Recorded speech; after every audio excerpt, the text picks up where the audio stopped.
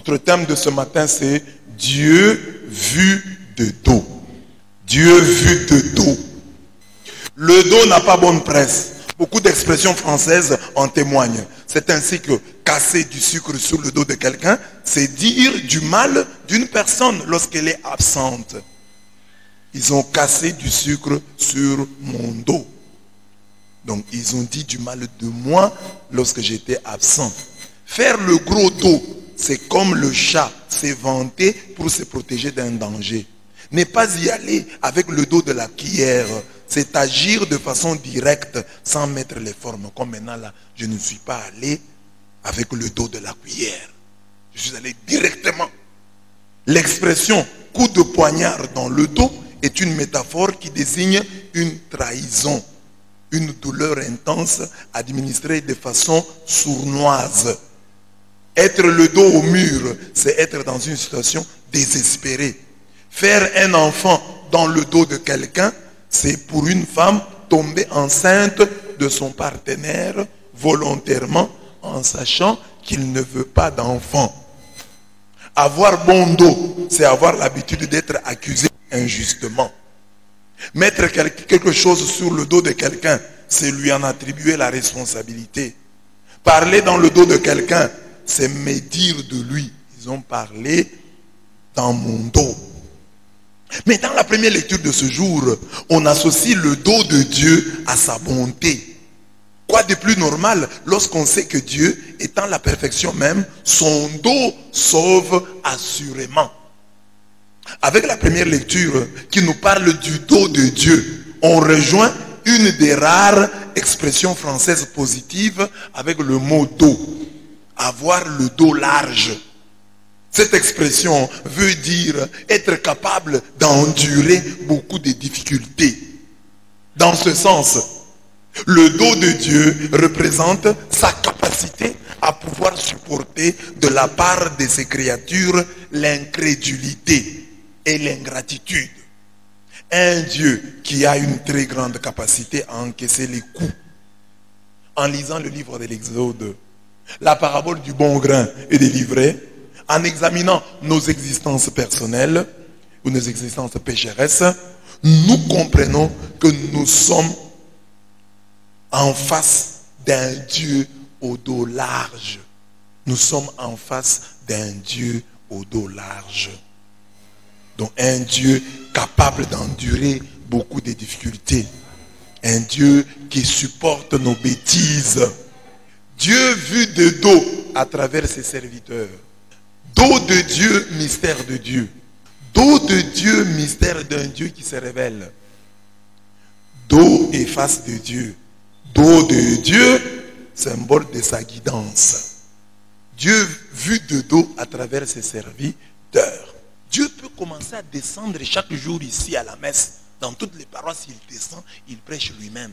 Mais Dieu a refusé ça. Il peut vous prêcher avec sa face. Donc, vous le regardez, il vous prêche. Mais Dieu a refusé ça. En nous utilisant, nous, c'est comme si il vous montre son dos. Et le dos, vous savez, c'est quelque chose d'indéterminé. Vous ne voyez pas bien la personne. C'est ça le premier point. Dieu vu de dos à travers ses serviteurs.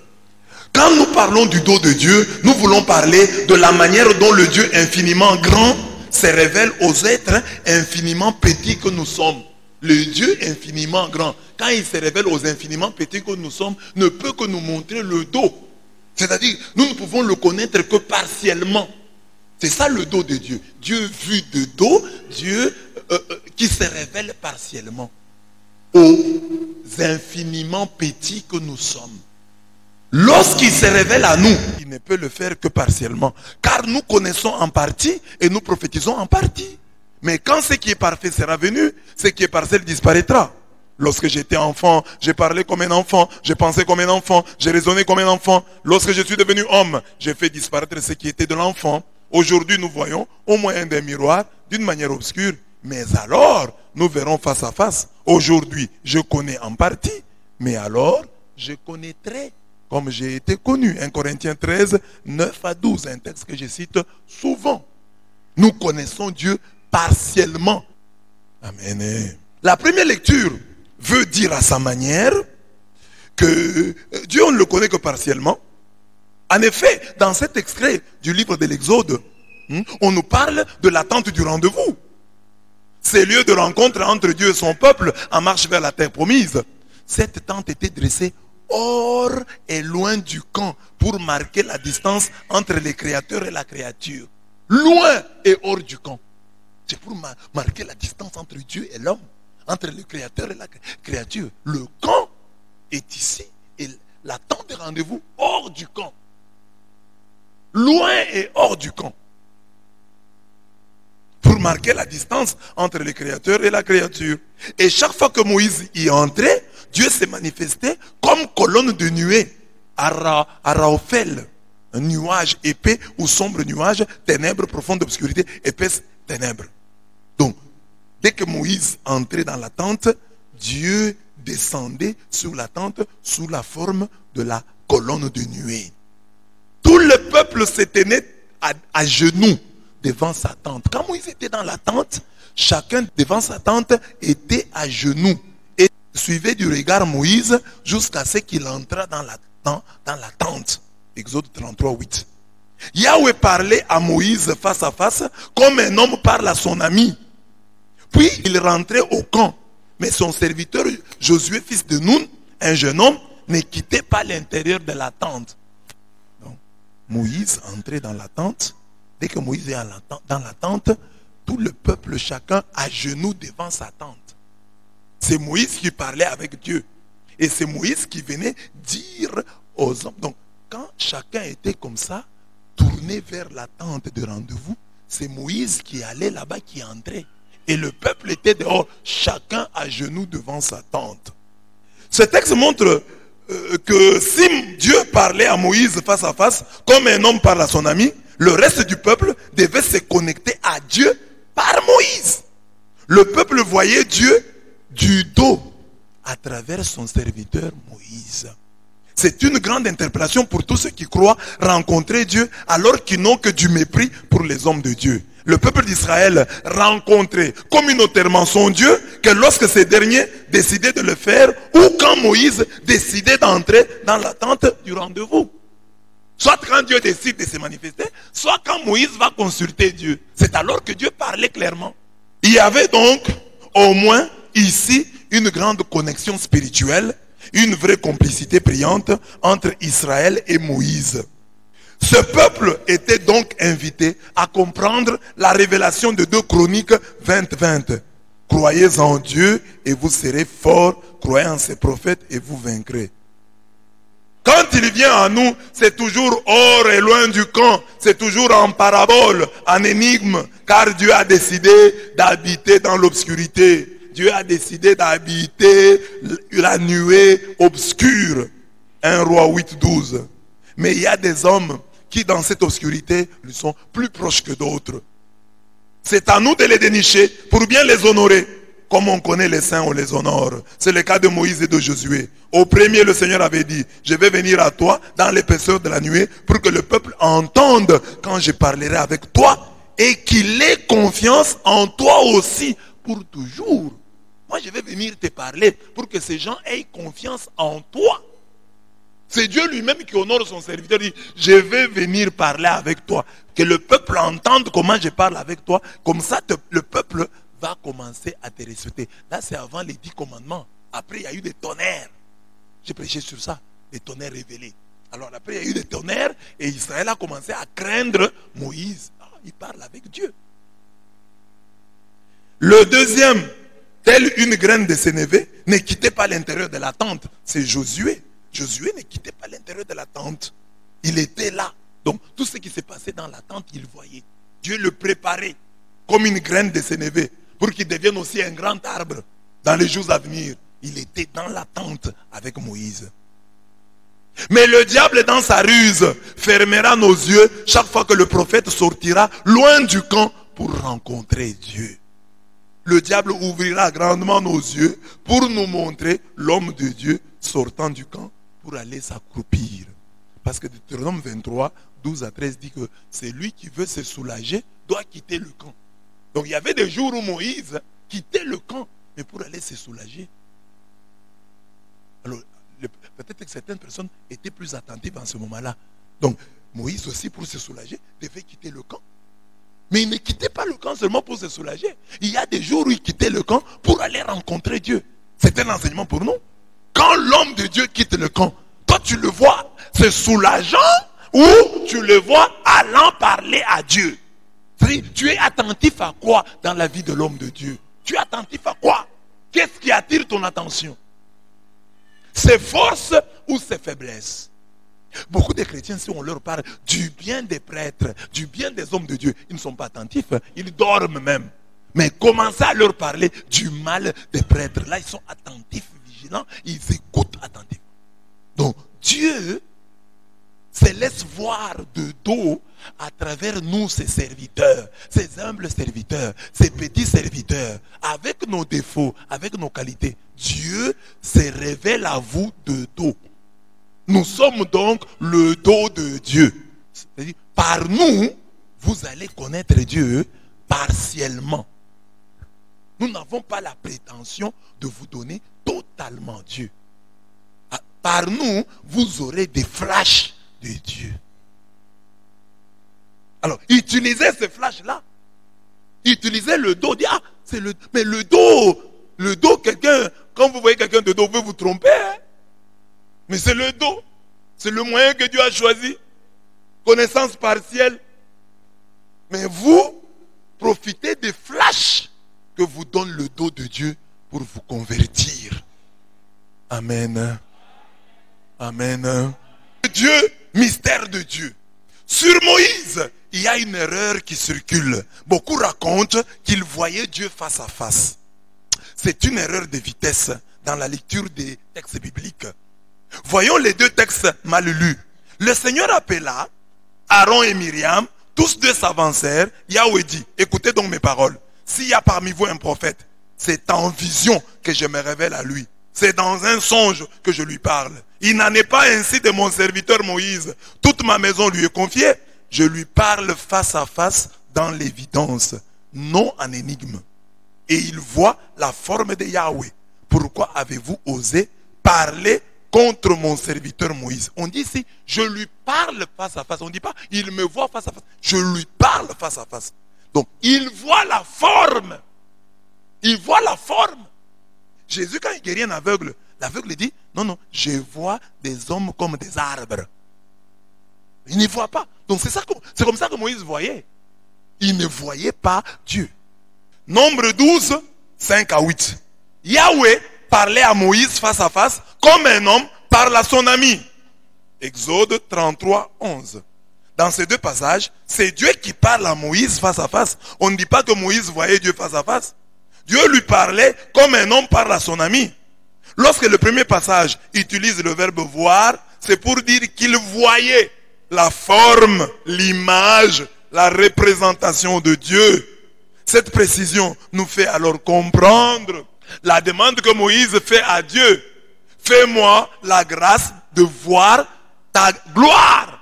S'il le voyait, pourquoi il dit fais-moi la grâce de voir ta gloire? Si Moïse voyait Dieu comme on veut nous le faire croire, il ne ferait pas cette prière. Mais la vérité sur cette question vient de la suite que le Seigneur réserva à la requête de Moïse. Je ferai passer devant toi toute ma beauté et je prononcerai devant toi le nom de Yahweh. Je fais grâce à qui je fais grâce et j'ai pitié de qui j'ai pitié. Mais dit-il, tu ne peux pas voir ma face, car l'homme ne peut me voir et vivre. Exode 33, 19 à 20. Tu ne peux voir que mon dos. Donc Moïse voyait la forme de Dieu, l'image de Dieu, la représentation de Dieu. Dieu lui parlait, oui. Je peux être avec toi, je te parle face à face. Face à face, c'est une manière de parler, c'est-à-dire nous dialoguons. C'est-à-dire, avec Moïse, je dialogue. Il n'y a pas question d'abord des visions. Je dialogue. Et lui voit ma forme. Il ne me voit pas, il voit ma forme. J'ai vu la forme d'un homme. J'ai vu l'image d'un homme.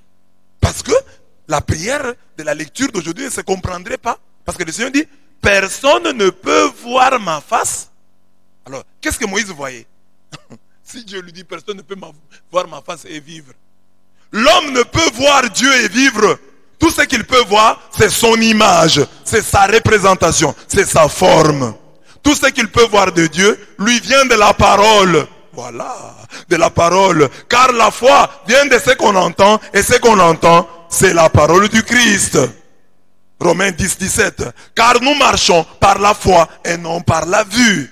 2 Corinthiens 5, 7. L'homme ne voit Dieu que dans sa parole. Voir Dieu signifie en fait l'entendre. Moïse m'entend comme un homme entend son ami. C'est ça que Dieu veut dire en fait. Moïse entend Dieu. Moïse dialogue avec Dieu. Dieu dialogue avec Moïse. Il entend ma voix. Pas par une vision. Pas par un songe. Mais il entend en live.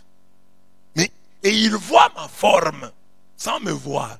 Il voit mon image. Il voit ma représentation. Mais c'est Dieu dont l'homme ne peut voir la face.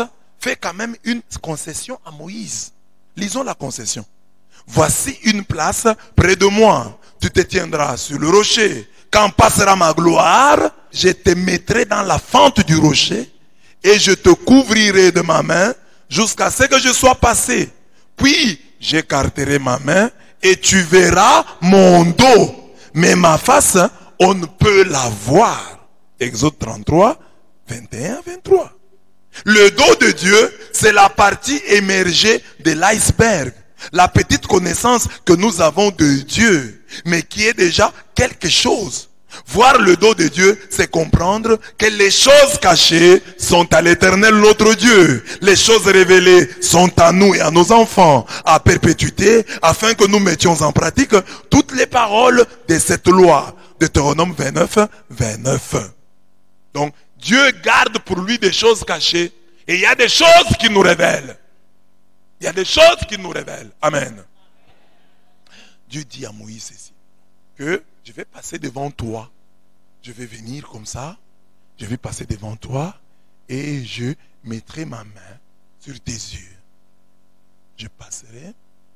Une fois passé, j'enlèverai ma main et tu pourras voir mon dos. Mais je te cacherai dans la fente du rocher. Tu seras dans la fente. Tu n'auras pas la possibilité de me voir quand je viens. Tu n'auras la possibilité que de me voir quand je serai passé. Quand j'aurai enlevé la main. Tu me verras de dos. Amen. Moïse voyait-il Dieu? Qu'est-ce que Moïse voyait? Quand on dit Dieu parlait à Moïse face à face, ça veut dire il dialoguait avec Dieu. Parce que même là, pour voir le dos, c'est une concession. Lui a demandé de voir la face et Dieu lui dit, je vais te montrer mon dos. Ça veut dire que même avant, il ne voyait même pas le dos. Il voyait la forme. Donc, entre voir la forme de Dieu et voir le dos de Dieu, il y a une évolution. Moïse, qui ne voyait que la forme, que l'image, que la représentation, ici en Exode 33, voit maintenant le dos. Donc, quand on vous montre entre l'image de Dieu, entre la représentation de Dieu, entre la forme de Dieu et le dos de Dieu, qu'est-ce qui est beau à voir? Le dos. Donc le dos déjà, c'est une avancée.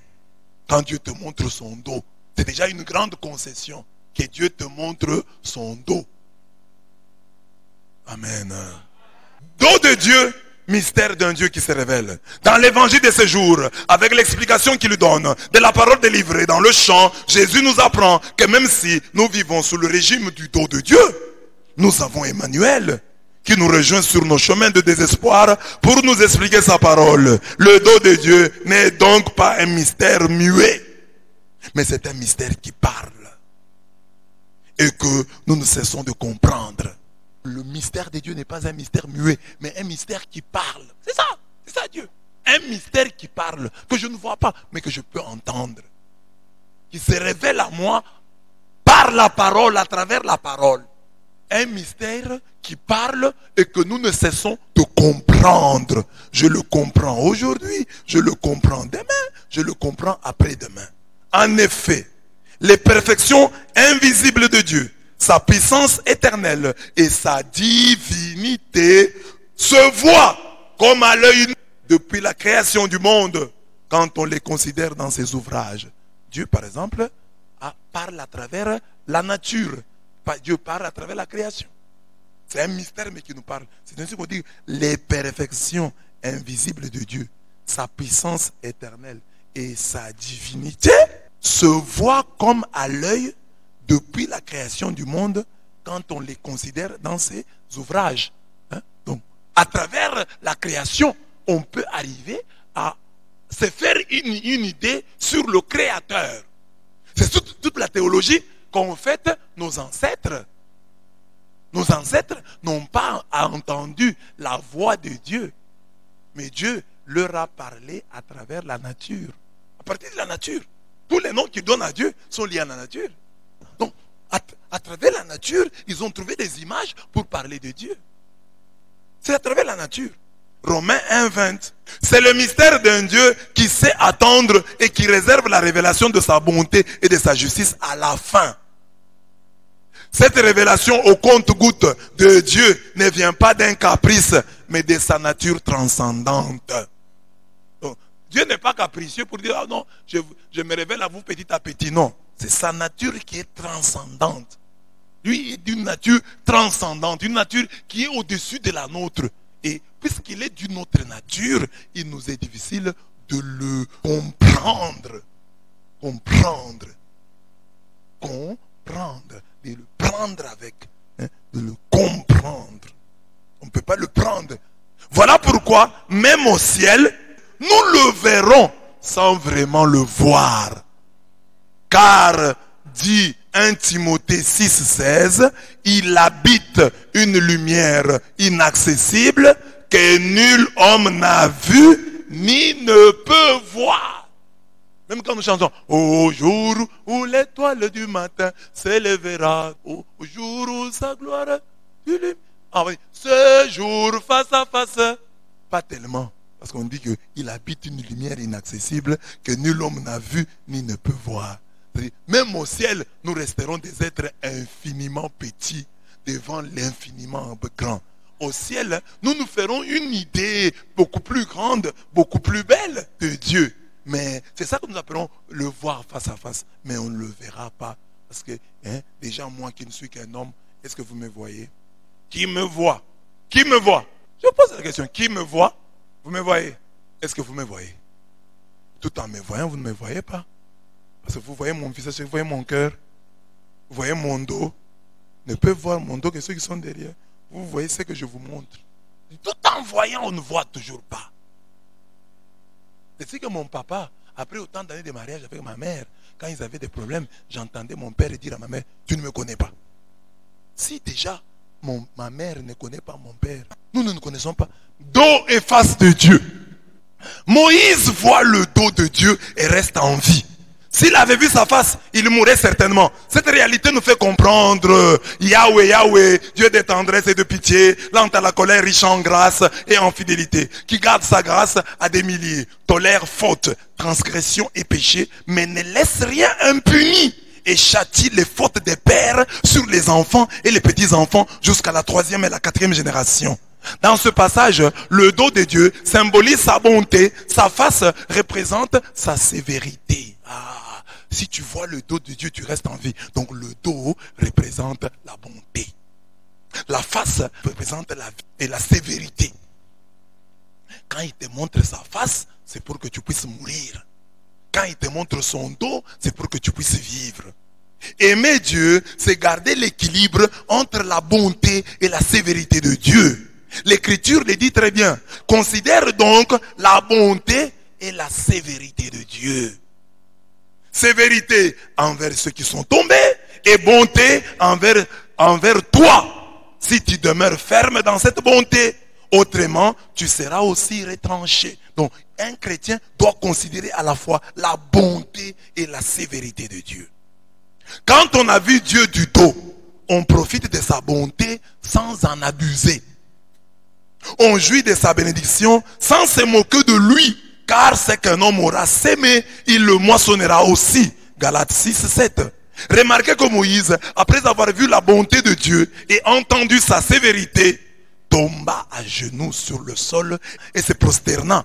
Puis il dit, si vraiment, Seigneur, j'ai trouvé grâce à tes yeux, que mon Seigneur veille bien à aller au milieu de nous, bien que ce soit un peuple à la nuque raide. Pardonne nos fautes et nos péchés et fais de nous ton héritage. Exode 34, 8 à 9.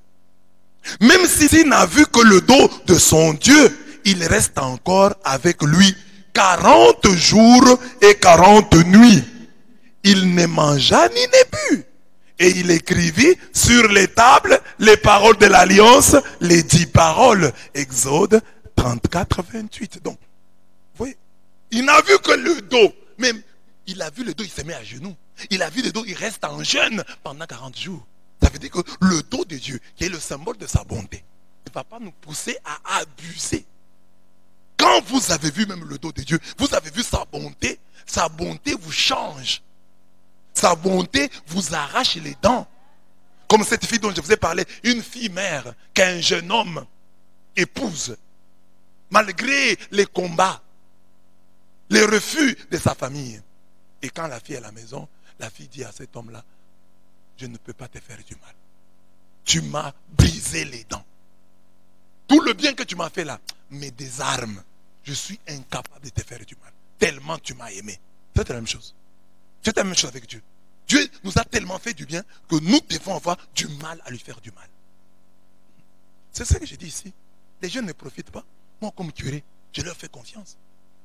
Mais une personne à qui on fait confiance, qui vous trahit, qui vous poignarde dans le dos, tiens compte de nous. Ton petit plaisir, là, le fait que tu embrasses un garçon, tu lui écrives des SMS, c'est quoi par rapport à l'honneur? Ça a un prix. On peut mettre le baiser d'un garçon qui ne va même peut-être pas t'épouser. Ce garçon-là qui a déjà embrassé beaucoup d'autres filles. Tu es, c'est pas la énième sur sa liste.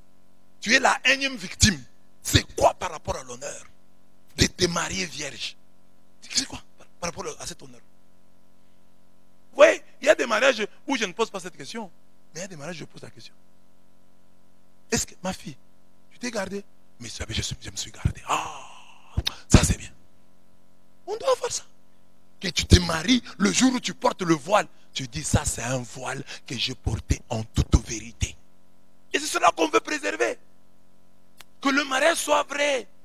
Imaginez papa, si vous mariez votre fille et votre beau-fils vient vous dire papa, j'ai trouvé ma femme vierge. Merci papa.